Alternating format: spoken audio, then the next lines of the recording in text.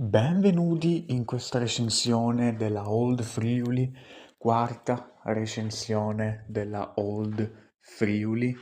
Allora, quindi, nell'ultimo episodio della Old Friuli ci eravamo lasciati col dubbio che fine avesse fatto Ludmillo, eccetera, però per il momento questo dubbio passa un po' in sordina perché è arrivato il ritorno di uno dei personaggi della prima stagione della All Friuli, questo è Chris Ziegler.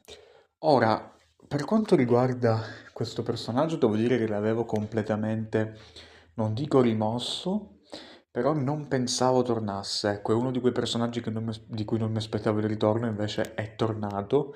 Molto divertente sentire Chris Ziegler cantare la team song di Dolph Ziggler e quindi ecco già quella parte è stata molto divertente.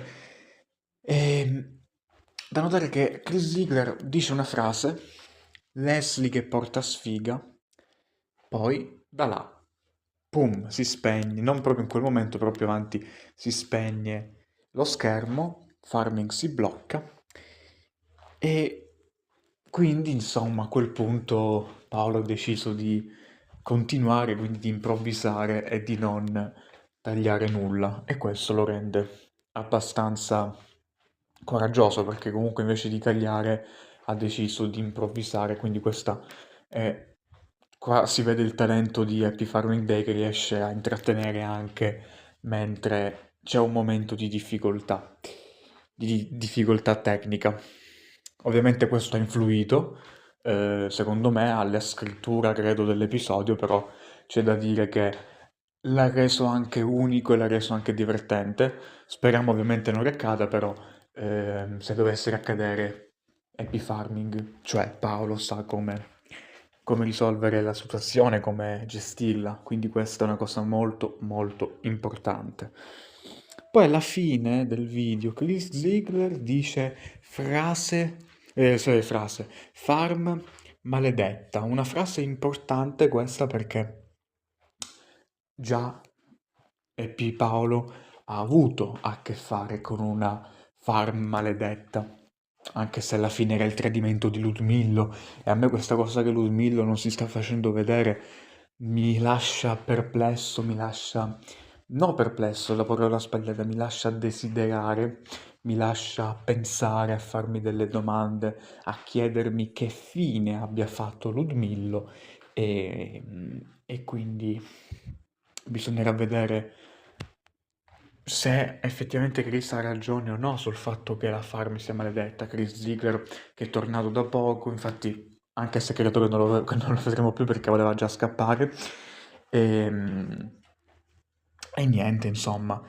E poi bisogna vedere se saranno queste entità, se saranno fantasmi o qualsiasi cosa possa essere, che magari hanno fatto bloccare appunto farming in quel momento, perché magari sapete, può essere che non sia una coincidenza, perché quel farm maledetta di Chris fa presagire qualcosa, quindi questo è molto molto importante. Bisogna stare sempre attenti ad ogni minima frase, ad ogni minimo dettaglio.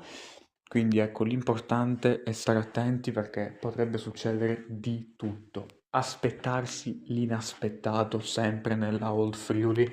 Stavo per dire Bel Friuli, non so perché a volte dico Bella, a volte Old, perché mi ricordo delle vecchie serie. Quindi sì, insomma, bisognerà un attimino capire il tutto. Bene, io direi che questa recensione è giunta al termine, una recensione che devo dire ci lascia con l'hype di scoprire quali saranno i fatti del quinto episodio, come reagiranno magari Ludmillo e Pifar, sempre se torna, e Paolo e Leslie al ritorno di Chris Ziegler, sempre se non è già andato via. E vi lascio con lo sponsor del canale. Mica giapponese. No, questa è birra che produciamo noi qui in Friuli. Si chiama Nitro Perché nai vuol dire... Nai e tro vuol dire... Ah, ho capito, vuol dire trotta, no? Sì, vuol dire trotta, vuol dire trotta.